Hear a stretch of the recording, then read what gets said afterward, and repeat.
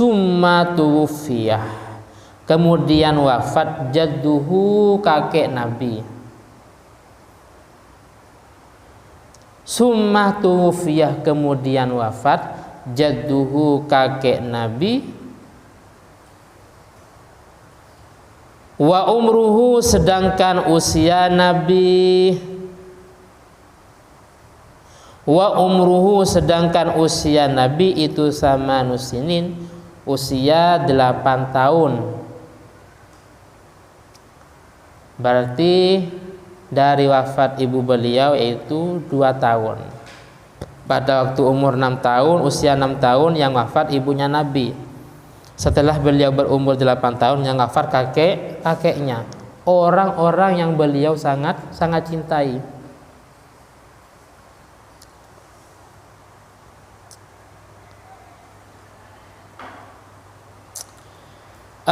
Fakafalahu, kemudian menanggung. Fakafalahu, kemudian menanggung Nabi ammuhu, yaitu pamannya. Fakafalahu, kemudian menanggung Nabi ammuhu, pamannya Abu Thalib, yaitu Abu Thalib. Abu Thalib, yaitu Abu Thalib. Wah, Abu Thalib yang menggantiin Abdul Muthalib, yang menjaga Nabi, yang melindungi Nabi.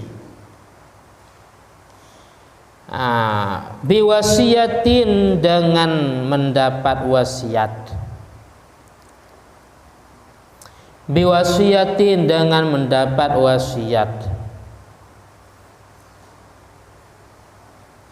Wa ammuhu Abu Thalib, paman Nabi yaitu Abu Thalib. Wa ammuhu Abu Thalib, paman Nabi yaitu Abu Thalib. Huwa syaqiqu abihi Abdullah, yaitu saudara kandung ayahnya Nabi. Saudara kandung ayah Nabi Abdullah, yaitu Sayyidina Abdullah. Jadi Abu Thalib itu adalah paman dari saudara kandung ayahnya beliau, baginda Nabi Muhammad Shallallahu Alaihi Wasallam.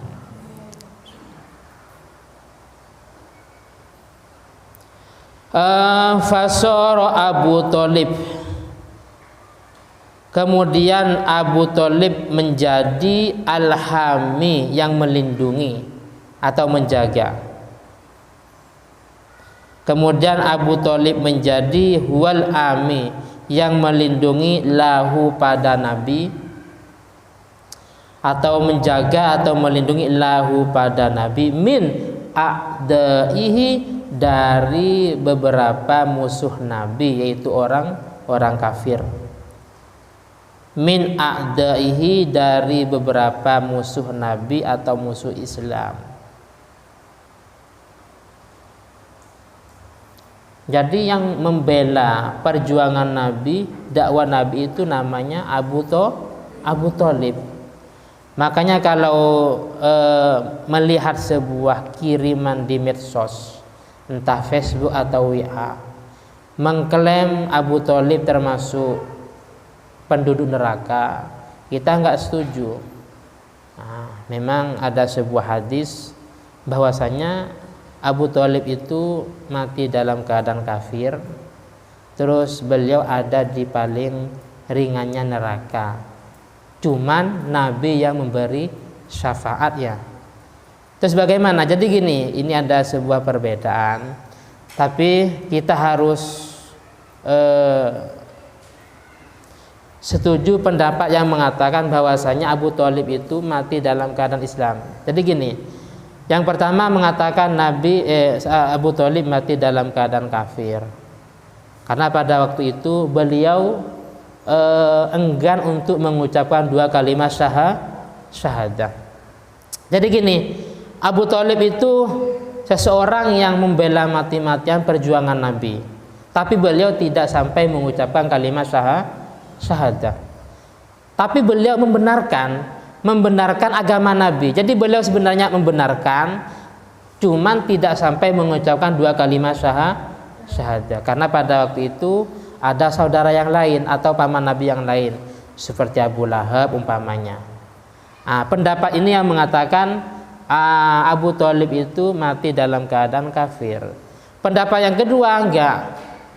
Pendapat yang kedua, memang beliau tidak mengucapkan 2 kalimat syahadah, tapi Allah Subhanahu wa taala membangkitkan Abu Thalib, membangkitkan kembali sehingga Abu Thalib itu mengucapkan 2 kalimat syahadah dan mati dalam keadaan Islam. Ini kalau di Jawa namanya Raja Majapahit, mertuanya Sunan Ampel itu ada Raja Majapahit. Raja Majapahit itu sempat membela perjuangan Sunan Ampel. Bahkan Sunan Ampel diberi apa? Diberi separuh wilayah atau kekuasaan tanah Jawa. Tapi pada waktu itu Raja Majapahit juga tidak mengucapkan 2 kalimat syahadah. Jadi Raja Majapahit tidak mengucapkan 2 kalimat syahadah. Tapi Raja Majapahit membela, memperjuangkan, melindungi perjuangan Sunan Ampel.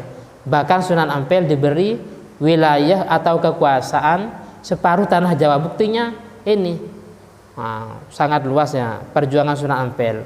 Itu gara-gara atau termasuk pelantara perjuangan Raja Majapahit. Cuman pada waktu itu katanya Raja Majapahit masih belum memeluk agama Islam. Tapi di sisi lain, karena raja zaman dulu itu banyak istrinya, Raja Majapahit melahirkan sebuah anak yang namanya Raden Fatah. Kerajaan Islam pertama yang ada di Demak Bintoro, Jawa Tengah. Lah Raden Fatah ini Islam. Raden Fatah tokoh atau raja Islam ada di Demak, Jawa Tengah. Makanya terus kira-kira Raja Majapahit Islam apa enggak? Yang jelas wallahu a'lam ya. Bisa jadi sebelum meninggal mungkin sempat mengucapkan 2 kalimat syahadah. Ya mungkin seperti ini Abu Thalib. Bisa jadi sebelum beliau meninggal mengucapkan 2 kalimat syahadah. Asyawuf sangat menyayangi alaihi atas Nabi. Abu Thalib itu sangat menyayangi alaihi atas Nabi. Wa kana Abu Thalib fakiron. Dan Abu Thalib pertama itu dalam keadaan fakir. Beliau pada awalnya dalam keadaan fakir atau tidak punya harta. Tapi fa'asro, kemudian menjadi kaya. Fa'asro, kemudian menjadi kaya. Wa kasuroh maluhu, dan banyak hartanya. Wa kasuroh maluhu, dan banyak hartanya. Bi barakatih kafalatihi, dengan barokah. Bi barakatih kafalatihi, dengan barokah merawat dengan barokah merawatnya Abu Thalib lil Mustafa pada Nabi Muhammad Shallallahu Alaihi Wasallam. Saya ulangi lagi, bi barakati kafalatihi, dengan berkah merawatnya Abu Thalib lil Mustafa pada Nabi Muhammad Shallallahu Alaihi Wasallam. Jadi pada awalnya Abu Thalib itu orang yang nggak punya, orang yang fakir, tapi dengan sebab menjamin, menanggung, melindungi Nabi, akhirnya beliau menjadi orang yang kaya raya. Al-Fatihah. Bismillahirrahmanirrahim. Suratul Mustaqim.